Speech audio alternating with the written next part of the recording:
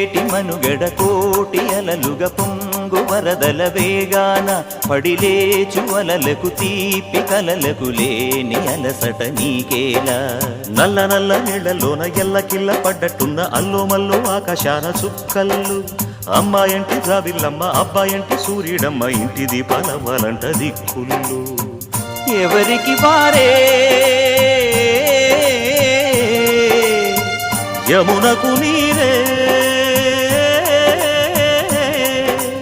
రేవు నీరు నావదంట నావతోడు రేవుదంట పంచుకుంటే